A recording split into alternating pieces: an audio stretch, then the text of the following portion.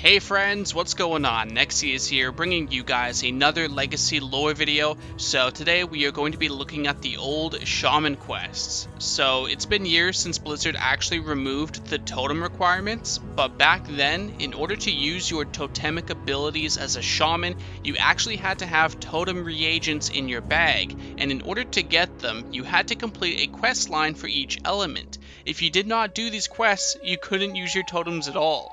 So this was a pretty interesting quest line, or multiple quest lines I should say. There's a lot of wisdom to be had in the Shaman quest lines, and honestly this is one of the reasons why a lot of veteran players, including myself, really miss some of these class quests, because it taught you a lot about the class that you picked, and overall it was just really enjoyable. The Shaman one, once we get through this video, you'll completely understand why these kind of class quests are just amazing.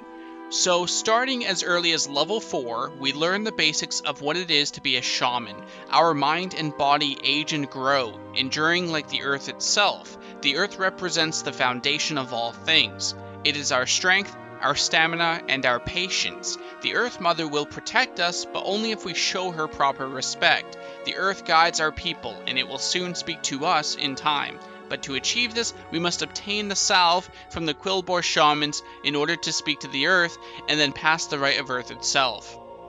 So once we get the salve from the Quillbore shamans, this will allow us to speak to the spirits and see them as well. And as we stand before the earth humbly, that is all that is required of us to pass the rite of earth. By passing the rite, the earth spirit gives us a piece of itself to bring back to our trainer so that we can craft us an earth totem. And with this earth totem, we can not only summon the earth spirits, but we can also command and control them as well. So the first lesson is to be humble and to respect our elements and our earth mother and our spirits. This is very much deep within not only shamanism, but the culture of orcs, tauren, trolls, and really any other race that follows shamanism. At level 10, we learn to wield the Totem of Fire from Cranel Fists in the Barrens. To pass the Rite of Fire, we must bring Cranel a torch lit by the Shrine of the Dormant Flame, which is located atop a mountain in Durotar. The Totem of Fire questline is a special memory to me personally because I remember spending a long time struggling to get up the mountain. Back then, players relied on Quest Helper and Thoughtbot, both of which I didn't really use that early on when I first started playing in BC. So trying to find the mountain path on top of trying not to slip off a few times was brutal and time consuming to say the least. To light the torch, we must first gather reagents for our Fire Sapta. With a Fire Sapta, we can fight the shrine's fire elemental, which we must destroy to obtain its ember, placing it within the nearby brazier in the shrine so that we can then light our torch and bring it to Cranel.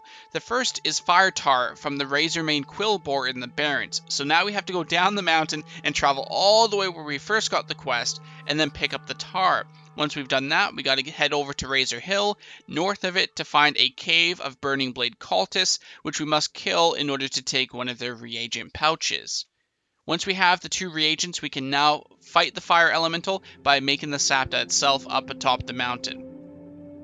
After collecting the reagents and a lot of walking and climbing, we can now head to the top of the mountain and fight the fire itself. By bringing the torch to Cranel, we have proven we can wield the fire with a steady hand, and he will reward us with our fire totem.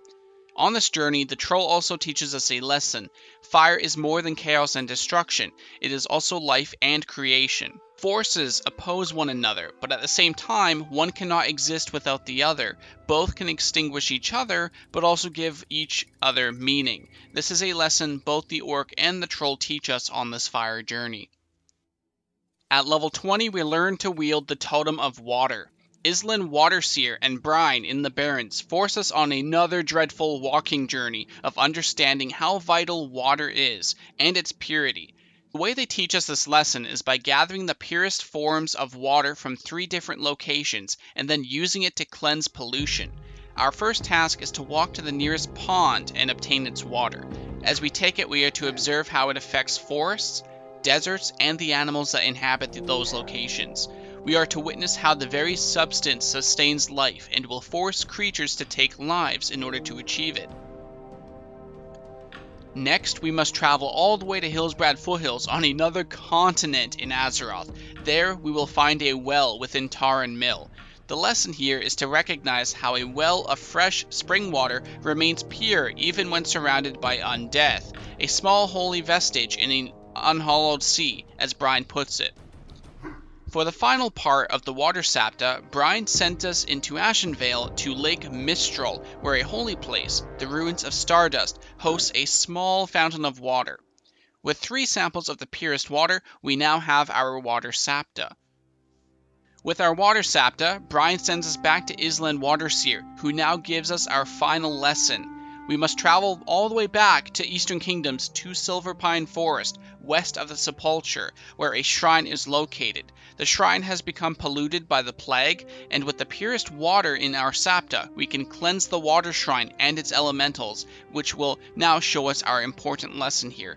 Water means rebirth. Its power flows, erodes, and makes clean all manner of things. We will find its ability to heal and replenish incomparable, but only when it is pure.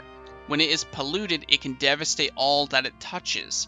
When we understand this, we can appreciate how vital a resource water is, and how important its purity also is.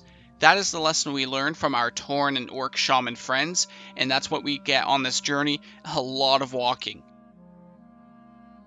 And finally, at level 30, we learn to wield the Totem of Air. Funny enough, we actually would probably expect this journey to be just as grueling or long-winded as one might say, but a quick walk through the Barrens into the Thousand Needles, and there we have it, our air totem. A simple walk apparently gives us our air totem. No special lesson, nothing like that, just a quick turn in and we're good.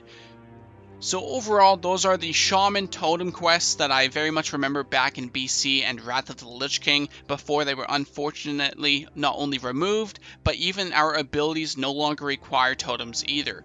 So it was a really great part of the Shaman class. It's just awesome to have these kind of quest lines where we get to learn not only a lot of lore about our classes, but we also go on these interesting journeys that make us travel the world and explore different areas that normally we wouldn't go to. We do have some of these kind of quests in Legion, whether it's our artifact weapons or even our class mount, but it's not necessarily 100% the same as it was back then with the amount of journeying that we did. A lot of instancing, a lot of teleporting, so it does kind of, trivialize some of those quest lines, but Legion has done a great job trying to bring those class quests and the class mounts back in as well.